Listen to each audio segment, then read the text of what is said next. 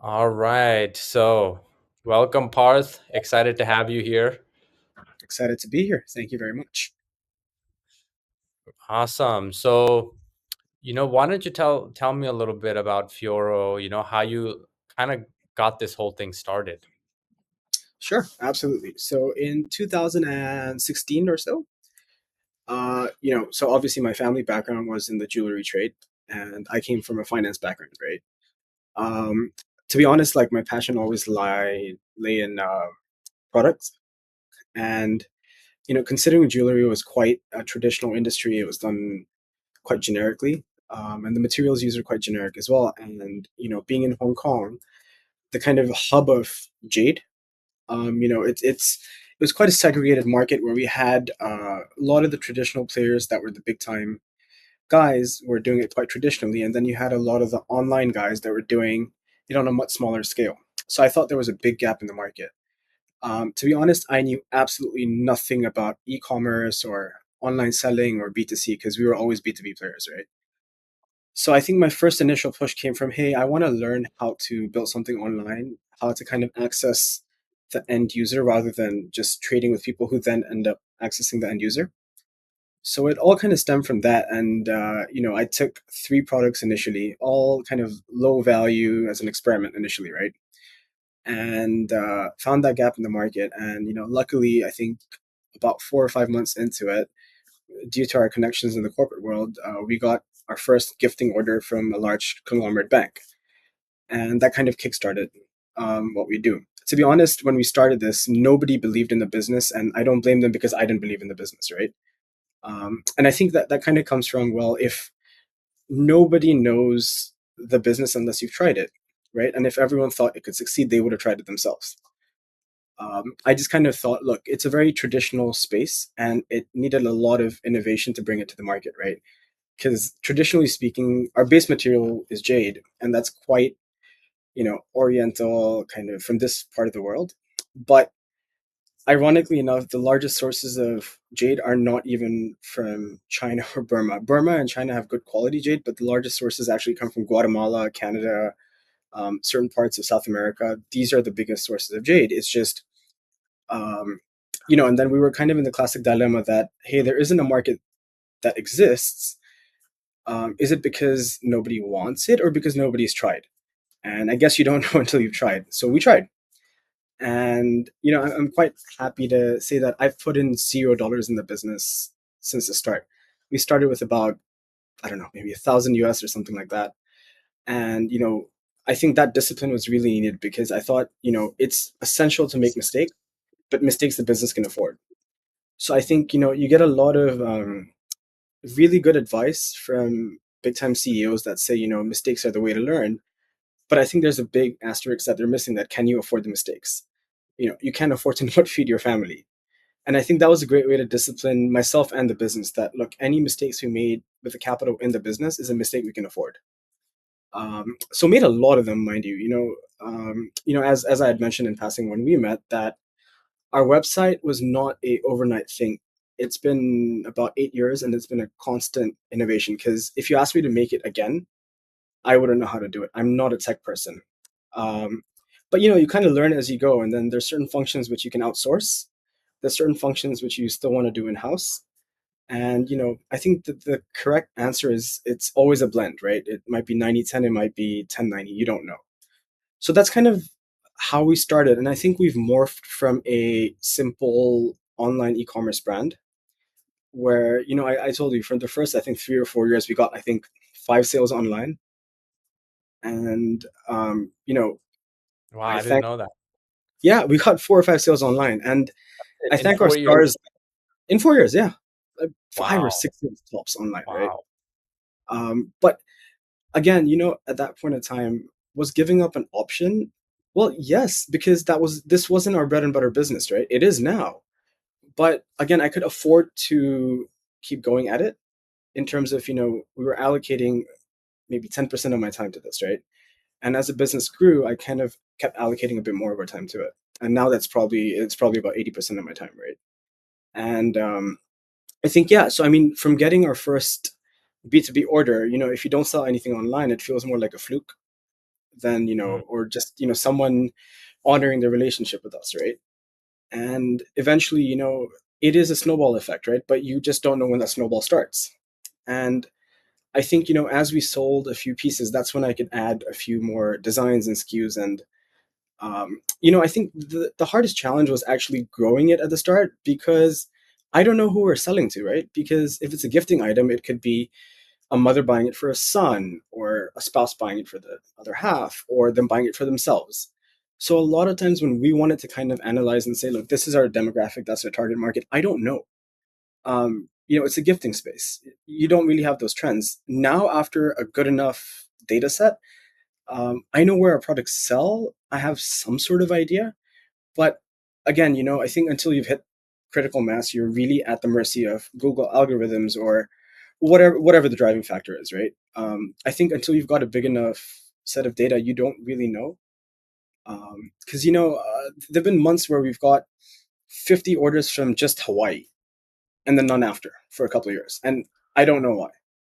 mm. So I think the key is, when you're growing, we really need it to zero in on what's working, and whatever doesn't work, we figure out why it's not working, or if we can make it work. Because there's some things that, they're not fixable, and there's some things that are fixable, but we wouldn't know how to do it. So it's Right. been a tough road.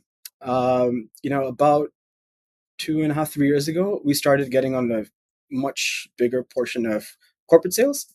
So we started doing gifting for holiday items for clients, VIP clients, or their internal colleagues, or yeah, I mean, it really picked up, right? And again, our item was unique enough, so I think we've always kind of stayed true to the raw material.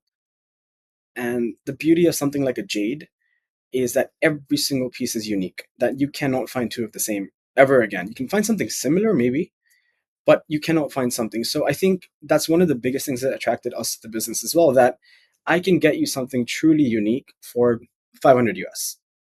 Whereas if you take almost any other precious material or gemstone or anything, right, you're not really getting anything truly, truly unique until you start breaking, six figures. And that's not accessible to most people, right? So Right. I think our entire play was, we wanted to get something at a price point that is kind of catering to a much bigger audience, and yet giving someone something truly unique, right? So I Mm. think that's been a rocky journey. We've had a lot of road bumps on the way. We've had, you know, issues that we never knew were issues. And then some things we thought would be issues were never an issue, right? Mm. Um, so yeah, I mean, that's just kind of our long-winded journey. But yeah, here we are. Yeah, that's awesome. And really kudos to you for sticking it out for that many years, right? With just a few sales. Thank So you. so you guys, so mostly you said like from B to B, that's how it really started. So is that still the case now? Are you guys mostly getting your sales through B2B channels, or are you now starting to kind of get more from direct Yeah, I consumers mean, and both, right? So our B2B is kind of larger volume. So I mm-hmm. think that the biggest attraction for our clients as well is that, look, we can get you maybe 500 similar pieces, but every single one of those pieces is truly unique anyways, but they're Right. similar, right? And I think a lot of our business will continue coming from B2B. That's something which we want to continue growing. Mm. At the same time, in the last 4 or 5 years, we started taking on a lot of high-end custom items as well, Mm. where your client will say, look, I want to make a wedding set, for example. And they know that, for a certain price point, you will get something truly, truly unique, which will make your wedding a lot more memorable. Whereas, Mm. if you're looking at most other traditional jewelry, you're really starting to get into the high six figures, seven figures even, to get something that truly stands out. So Right. the wedding industry has been a big one for us. And I think that, we've kind of split our business into three major parts apart from everything else. So one is obviously our online e-commerce. Um, Second is obviously B2B, where we're catering to most of the corporates that we know. And the third one, which I'm actually most excited about, is our custom creations for, clients that come in. And we've got our own kind of way of doing it, where our Mm-hmm. process is quite unique, where we take, a client, we'll sit down with them, we'll have a cup of coffee, we'll do a Zoom call, whatever it is. We will ideate with them first. kind of Mm, get a grasp of what they want. And I think that, the traditional way of making jewelry, I mm, am not the biggest fan in terms of even ethically or morally speaking. I don't really find it the cleanest in mm, that, if a client comes up to you with a certain budget, right? Most of the time, what a lot of jewelers would do is they would give them something within the budget that is far inferior to what they deserve, right? So mm, we work at it on a completely different way where we'll say, look, what do you want first? And if you don't know, we'll help you. We'll ideate with you. We'll take you through the different quality factors and what looks good. And, our biggest motto when we're doing business is what looks good to you. That's it. mm, mm, Because, if you look at the actual factors that dictate the value of jade, translucency, color, cut, you've got a lot of factors. But I think for us, we see that color seems to be the most important, where people want the imperial vivid jade color. I mean, mm. the vivid imperial green that's associated with jade, right? Then you've got Right. imperial lavender colors. Um, and turns out that, not too many people value translucency as much. So Mm, why are people buying something because a laboratory or the industry benchmark says that this is more valuable? Whereas if it doesn't look good to you, then it doesn't look good to you, right? right. Eventually it's either in your collection or you're wearing it. So if you're making it for you or someone you care about, do something you like, which sounds like a cliche, but honestly, with our experience, not many people do that, right? Mm, So I think that's kind of our focus. We want to focus a lot more on the B2B side of it as well as the customized products. But mm, I also think at the same time, the online e-commerce, it's endless, right? You're constantly learning, you're constantly evolving, you are constantly trying out new platforms. mm. And yeah, I mean, that's where we're at with our business right now. Yeah, that's great. Um, so yeah, and I think, like you said, what really makes you guys stand out is that you really focus on what is it that the customers want, not just trying to be like, okay, this is what the industry sets as the best thing. Yep. You're really zeroed in on what people really like, um, and getting them those types of designs. So all the items that you create, which you do list online, come from that experience that you've had, right? Of really making these custom pieces and things for people. So so yeah, like tell me a little bit about like the online sales. How do you see the trends of that happening? Because I know you're trying so many different places, and of Yeah. course you've got this B2B, you've got the custom stuff, but this opportunity for you to really scale up and make this available to a larger group of people is really nice, right? Where you have certain products that you can sell. So yeah, like how do you see that evolving? I mean, honestly, I think, to cut a long winded answer short, I think people forget we're actually a slave of the industry, not the other way around. Mm, So we kind of follow not necessarily the jewelry trends, but more the logistics trends almost. Where, mm, for example, during COVID, uh, mm, most people initially, of course, a lot of people lost jobs. A lot of incomes were down. The economy was not doing well. But there mm, comes a point where your decrease in income versus your decrease in expenditure. There was a gap mm. there that people were saving a lot more money during COVID, and people Right. started buying a lot more online, right? Mm, right. Um, and I think the key for online is there's a sweet spot for pricing, right?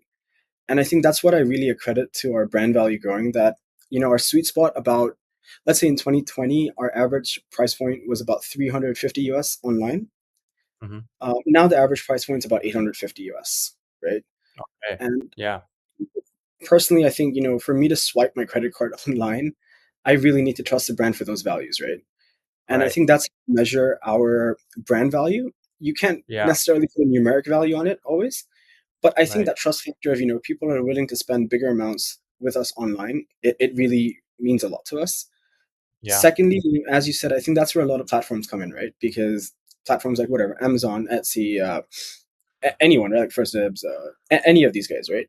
I think more than actually being a platform, these guys are the world's biggest escrow, where Mm, they're kind of they're the intermediaries, right? Um, right. they ensure that we have to deliver a top-notch product, and they also have Mm, to ensure that the payment is done, right? mhm, And mhm. that kind of takes away the trust factor to a certain point, right? because I Right. think if someone's buying something, we're obviously, we're not only looking at creating new clients, we're looking at our existing clients spending more with us, or making more pieces with us. Mm. And that's a trend we've seen, that I think once you trust a brand, you end up going back again and again. And I mean, I've not done the numbers on this recently, but when we last did it, we had about an 18% return rate in 2022. Okay. Yeah. Which, again, if you benchmark it to the jewelry space, it's fantastic. But if you Mm. benchmark it to the online space, it's not that great. Mm. But we kind Hmm. of lay somewhere in the middle anyways, because we are online consumer item, but we're also jewelers. So Right. I think that's good, and I think as long as that's growing, that's a good thing. Um, Right. I think our return rates right now about 24%, something like this, Okay. Okay. and we really like seeing that. And the biggest business aside, the biggest attraction point for me personally is that when people make something from us and they're wearing it at a special event, and then they send us photos of it, or they write us a review saying that, look, thank you for this piece that you've contributed to our special day. Yeah. And it feels That great must feel because, great. oh, absolutely, because we've designed something that's, I mean, even like 250 US, right? We've designed a custom ring for that, and at that price point, you feel like, wow, you've really impacted someone, and that means a lot to us. That it's something that we made from scratch. We designed it, we sent it to them. They liked our quality, they liked our product, they liked how we worked, and I think that not enough people pay attention to customer service, right? Like Mm. when we last had a conversation, I told you as well that I'm available 24/7. If you call me at night, if I'm not awake, I will wake up. And that's not just passion for business, because a lot of people are, but that's a genuine care for a product, right? I value our product. I value every single piece that gets shipped to anyone or gets made by us. We back it. Um, we take Yeah. full And responsibility, right?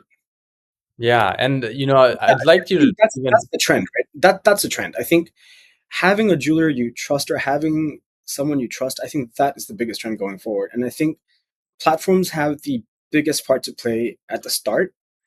And Right. even as business grows, I think platforms have a continued part to play, because that's how you can showcase your entire, scope of what you can make or what you have.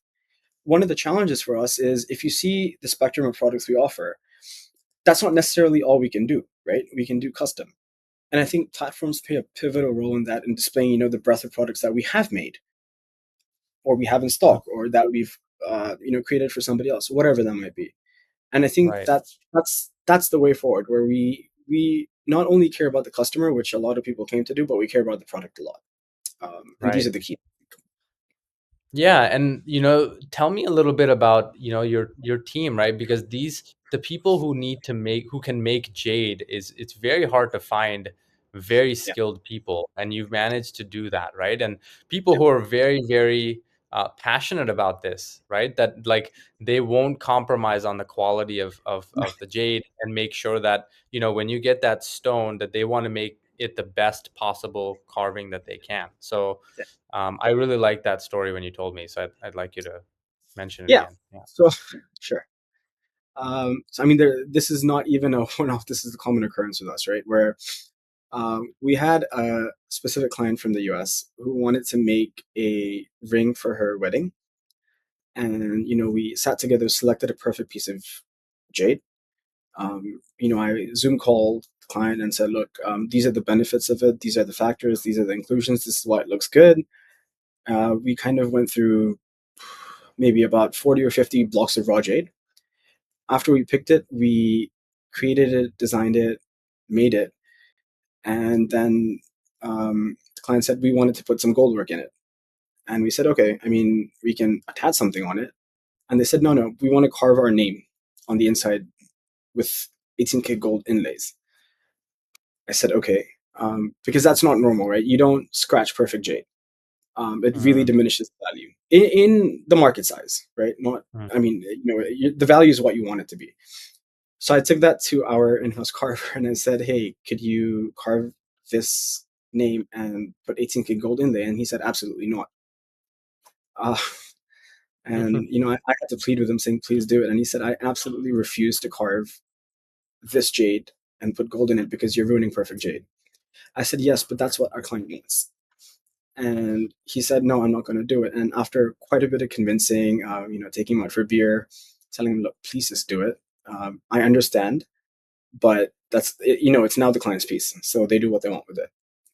He did it, and he didn't speak to me for a while after that. Um, and everyone, like including my wife, said, why do you take this from anyone? I said, no, because if they gain nothing by doing it or not doing it. They don't, there's no benefit for them. They just care about the product. They don't want to see perfect jade ruined, and these are the kind of people we want, with us. We've got a bunch of eccentric people, but eccentric about the product, right? Right. um, I myself obviously care about the product a lot, but at the same time, I care about the clients maybe a little bit more than our product. Um, but that's the kind of passion we like. We like the fact that the guy actually had more affiliation with the product The love than for the actually craft and the yeah, than actually getting the deal done or doing his job or telling me that I can't do it. That's something which we really value. That if he's so picky about this, he's picky about everything he does, right? And that's kind of where we pride ourselves as well. That we've got a bunch of people that put so much love and care into the product that I don't even have to look at it. I don't even have to check it. If they say it's done to their standard, it's done to their standard. And to be honest, the art of carving jade is one of the hardest materials in the world to carve, um, because it's one of the toughest materials. And if you don't do it correctly, it will shatter, right? Jade is not that easy to scratch, but it's easy to shatter. It's just a molecular structure in jade, right? And also, mind you, jade is a composite of a bunch of different minerals. I mean, I'm not a scientist or anything, but jade comes in two categories: jadeite and nephrite. Jade is kind of a collective industry term. Nephrite is it's a different chemical composition altogether. It's about 6.5 on the Mohs hardness scale versus jadeite, which Mhm, is 7. mhm, Different chemical composition, different properties, different optical properties. Both, you know, pretty looking in its own ways, but jade is one of the hardest to carve, and it's an art where you want to be skilled at it. You want to be experienced at it, and these are mhm, the people in the house because if you have a block of jade, so unlike any other gemstone where you can use computers to help you plan it, jade is mhm, one of those things where no computer can help you because you're looking at the natural grain inside the jade. One wrong cut and it shatters. Um, one kind of wrong incision, um, one kind of cut against the grain that the jade stone doesn't like, it's gone. So you really need that, and that art is dying because the next generation is not very interested in hand carving the stuff. mhm, So you've got a bunch of people that are well above the age of 60 that are still doing it and doing it fantastically well. And mhm, that's I mean, that is one of the biggest challenges for us going ahead. Now I'm not a skilled handyman myself. I know enough to be able to do basics, but I can't make it anywhere near their quality, right? mhm, And a lot of the stuff we do outsource as well. It's not like we make every single thing in house. A lot of the finishing touches we do in house. A lot of the initial carvings we'll do in house. But sometimes, from a block of jade, we'll have it cut, and then we'll pick it up that way, right? So there are a lot of mhm, challenges. So, like logistics being one of them, trust being one of the biggest factors in this, and at the end of the day, if they've done the best job that they can do, that's still far better than what we can do. So it's okay. It's just there are lots of fascinating stories about the origins of jade and where these guys came from, how they learned the craft. And what I still appreciate about it is that if you have a block of high quality jade, you can rest assured it's cut by hand. I mean, there will be right. obviously machines involved, there will be some process, but there will always be a handmade portion to it. And that's something which really drives us in this industry as well. Mm, that's great. That's great. So let's circle back a little bit to Sure. your kind of like you like your customer service policy, right? Kind of your refunds, like insurances. What are those? How do you handle those things? Look, they've it's been one of our biggest challenges in terms of if you don't like the product, we will take it back. Um, you do have a lot of cases of people abusing it, misusing it, and stuff like that. It happens, right? As long as you're keeping that portion small enough, it's okay. But you have to deal with it, right? But yeah, our policies, we if obviously if it's a custom piece, we can't really take it back because it's custom made to you. If you don't like it, we'll help you fix it if we can. Any item that we have in stock, we will accept it back if you don't like it or it's not what you think it is. And this happens online, right? Because a lot of times it's genuine that what it looks like in photos, due to different lighting conditions, can vary a lot, right? Jade under sunlight, under UV light, under spotlight, to the naked eye or under your camera are completely different lighting conditions, right? So it does vary, and there are some genuine, concerns that, oh, but it's not what we thought it was, which is absolutely fine. So we do take returns. We will accept it back. Um, Taxes has been kind of a challenge for us, duties and taxes. So we're trying to work our way, navigate our way, because again, we export to almost every country in the world, right? And Mhm. every single country has its set of challenges. Um, so yeah, we have a policy of, look, straight customer service. We won't ask you, why you want to return it. We would appreciate it if you'd let us know, because if it's a problem that we can fix, we would love to fix it. If it's just that you don't like it, absolutely fine too. Um, you know, we really do take pride in our pieces, so that's never a problem for us. Yeah. That's great. And then like insurance, like what if they really love the product, but maybe over time, I don't know, little things. I know jade is a super strong material. Its likelihood of it getting scratched is not very high, but maybe the gold inlays or whatever it is you might have. Is there any kind of servicing that you can offer? Yeah, I mean, look, jade won't scratch, but it can shatter. Mm, And at the end of the day, it is fine jewelry, right? So there is a certain amount of care that needs to be taken for it.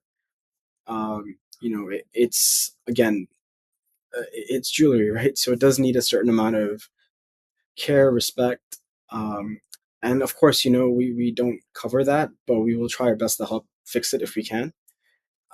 More often than not, with the gold work, your best bet is taking it to a local jeweler if it's a minor fix, and if it's a major one, we'll do it.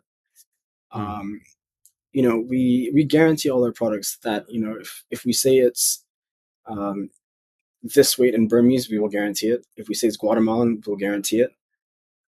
And if we say it's gold, we guarantee it. It's all stamped. All of our products are made either in Hong Kong or in Japan.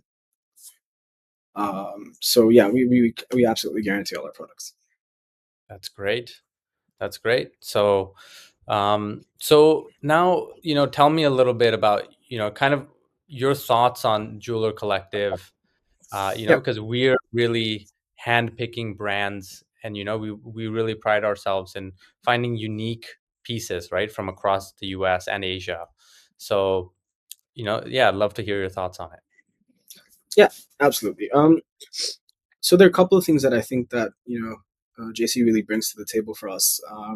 One, I think the fact that you pay that much importance to the story, um, and what makes each brand unique. Because I think for a client, a curated experience is very important, I think, in today's world. And I think it's super random, but one of our inspiration points is Trader Joe's in New York.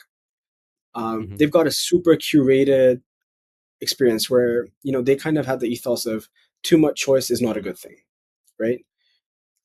And we do feel that as well, right? If you go into a shop that's got 8,000 choices of spices, you're a bit overwhelmed with what. Just pick the best one for me. I don't know, right? Um, Right. so I think that's one thing that JC really brings, the whole curated set of jewelers. I think the bespoke experience is super important, where you've got brands with an edge, brands with a twist, brands with a story to tell, right?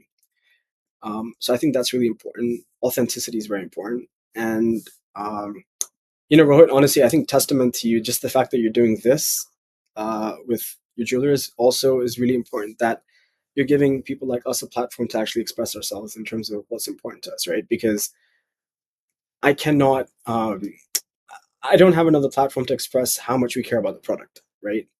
Writing it is a few words on everyone's website. But the fact that we're allowed to genuinely say it's really important, I think is kudos to you. And I think also the edge, the technology edge to this as well. And when we had our conversation about your future plans and how you want to incorporate a tech edge to this as well, I think that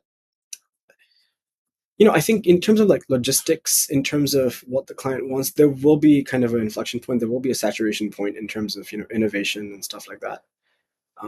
But I think how the client picks, how the client gets to see the product, I think that'll be very important. So stuff like, I mean, I'm not sure if I'm supposed to really say this, but your future plans of incorporating AR into this, or kind of finding a way for your clients to actually experience the piece more than just on a computer screen or a phone screen, right? I think that would be super important because I think physical retail will never die out, but I don't think it will be as pivotal going forward. And I think if a brand is built enough trust, people don't go to the shops anymore. Not as much as they used to, at least, right? And I think classic Right. example is anyone who uses an Apple phone, right? I'll go to the store to play around with it, but eventually I know what I'm getting. So I'll just buy it online, right? Or Samsung, which is what we've got. Or anything, anything from like a reputed brand where you're like, look, I know what I'm getting. They've got a return policy. I can see if I like it. And more often than not, I will like it. Right? And I think that experience is something which, if you've curated it, you've got, a small but targeted, curated list of jewelers. And Mm. that's something we really appreciate. And I think going ahead, when you're growing and expanding, we wish you the best. We wish you expand to as many as you want, as long as it's continued to be curated, as long as you've cherry picked jewelers that, there's a reason to pick them. It's not just that, okay, you're a big jeweler or, you're selling generic products or whatever. As long as you continue picking jewelers with an edge, we appreciate that. And for us, I don't view any jeweler as competition, and not out of arrogance, just because, well, if your product's unique enough, at some point that's what sells, right? Your story can take you only so far, and I think that that's really important. Where if you've picked jewelers that have a story to tell, solid products, I don't think it's competition, because I think that everyone's got their own taste, and just because you're buying something from one person doesn't mean you don't buy from the other eventually. And that's also like, actually it just hit me. I think that's also kind of a good name to have, Jewelry Collective, right? Because that's what it is. It's a collective, right? And I Absolutely. think that that's what we really are looking forward to as well, with your technology expertise, with your exposure to a unique set of clients or users. Um, and mate, to be completely honest, I also appreciate the fact that you're new, Hmm. because that also means you are now open to trying ideas. And when you're trying ideas, you are also kind of curating your market. You're trying to pick which market you think will be the most effective. So to be very honest, you're doing a lot of our work for us, right? In terms of finding the right clients, curating something for them. And again, just because we've got our set of demographic stats, you might bring a whole new set that either have never had exposure to us, we haven't had exposure to them, have most probably never heard of us, probably don't know how to get it, or probably don't have enough knowledge on how to experience it, right? Because I know, like, we've actually had in the last week, we've had a few clients that contacted us saying that, hey, we're looking to buy Jade. Said, okay, great. And I asked them, every time they come to the office, I ask them, how did you find us? Like, not just curious, because we want to continue doing more of that, right? And they keep saying, look, we just Googled you. And when we typed Jade Jewelry Hong Kong, you were the first result. And that really hit me, because I think that, there's not enough exposure to this industry, to the people that want it. And, you know, at some degree also, you don't know what you want until you've seen it. Right. So a lot of people don't even know what Jade Jewelry is. And I think in the last 2 or 3 years, there's been a big trend at the shows, especially like in Hong Kong, um, where people are paying premium prices for ready-made jewelry. They want ready-made designs. They want something that they can see, experience, feel, and say, "Oh, look, this is great." Um, Up until maybe like 4 or 5 years ago, it was more, okay, let's go to the show, let's see some really cool designs, and let's custom make it based on what I want. Mm. And we're seeing that trend change a little bit, and that's where I think platforms like yours really will make a difference. Where we can kind of showcase our designs, we can showcase the breadth of products, we can kind of use your help to incorporate tech into this. So I think your timing couldn't be better, in terms of this industry is almost at an inflection point where demand's drying up. Not as many people are interested in jewelry, but is that due to incomes drying up? Is that due to the fact that the industry's moved on? I'm still an optimist. I still believe there's a big industry there. And most people say that fashion trends skip a generation normally. So whatever our grandpas thought were cool is probably going to be back in fashion now. And Hmm. if you see the trend, it's kind of gone from like ultra bling to super quiet luxury, and now back up to big, bold, and kind of out there, right?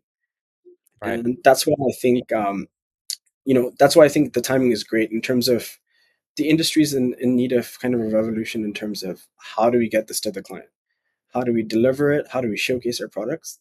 And I think platforms like yours, what is also fantastic is that I don't have to come in and search for jade jewelry. I can come in and search for jade or jewelry or gifting items.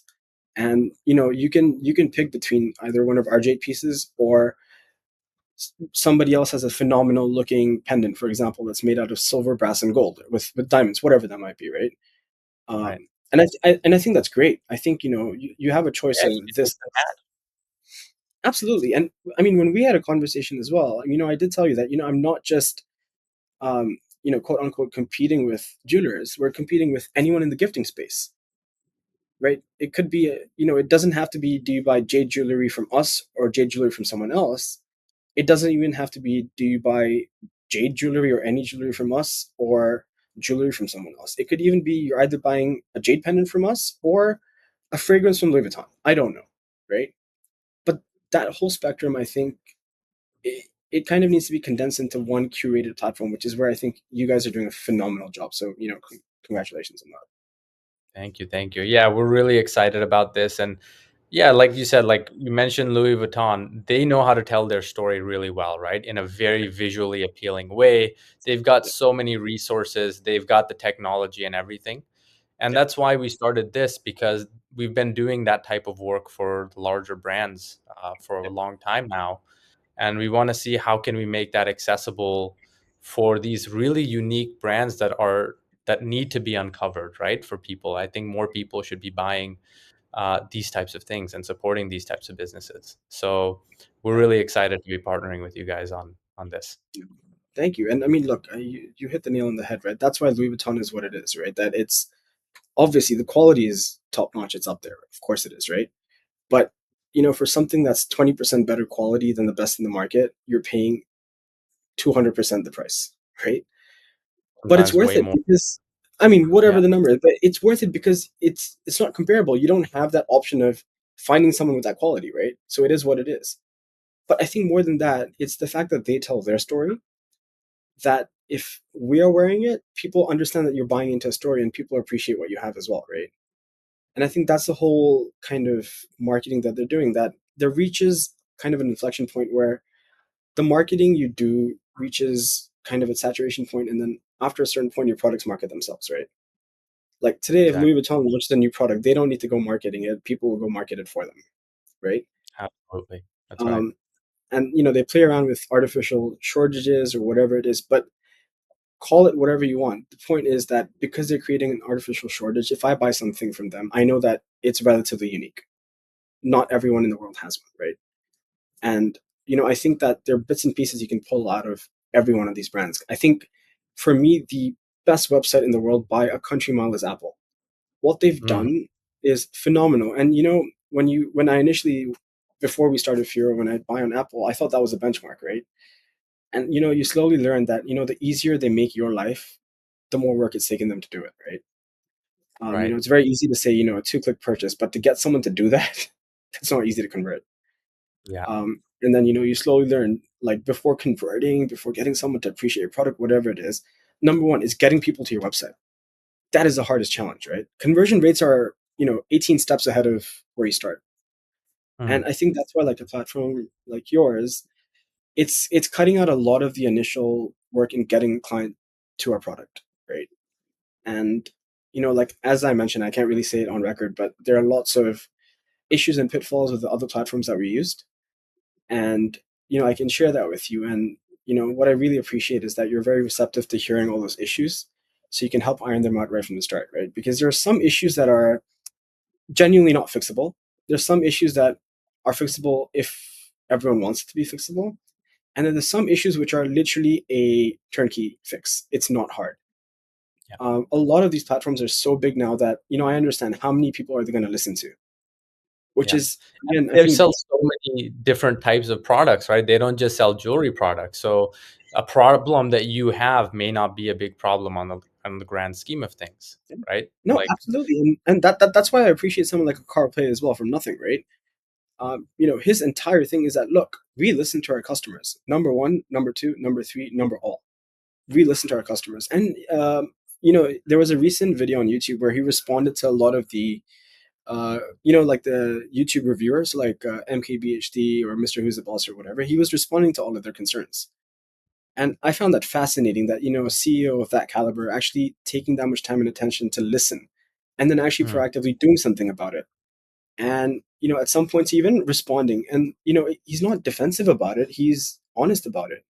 And I found that amazing that, he could go out there and say, look, um, yeah, don't quote me on this, but he said, for example, one of his phones, that we can't do this because if we do this, we're bulking up the phone, and if we bulk up the phone, then it's not aesthetically pleasing. But then if we make it smaller, we don't have the scale like an Apple or a Samsung does to get those parts at that price.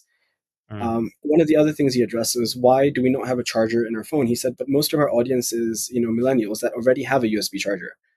So I'd mhm. rather take that off the price and add it as a bundle if you want, but I'd rather give you a device that's a bit cheaper or more accessible, right? And just the fact that he actually explained that I thought was phenomenal, right? Or even he was questioned about certain aesthetics, and he said, "Yeah, okay, that was our bad. We fixed it in the next one." And I think that that is such a fantastic kind of way to look at it, where you've got um, you know great brands being built and never overnight, right? Um, Sorry, I lost the question. What was the question? Yeah. So, but the listening to the customers, right, for Yeah, our platform that we can really, yeah, yeah. really, Sorry, yeah, absolutely. And I think like number one thing is you're listening not just to the customers but all the stakeholders, right? So the suppliers, which are the jewelers in this case, or even your customers. It could even be your internal team. It could even be just someone who's browsing your website, right? Um, and that's what I really appreciated about you taking the time to come to our office, have a chat with us, understand the kind of initial pitfalls of a lot of the other platforms that we use. Um, and more often than not, people don't realize that look, if we're using a platform to sell, there is a commission involved. Obviously, it's a commercial agreement between all parties, right?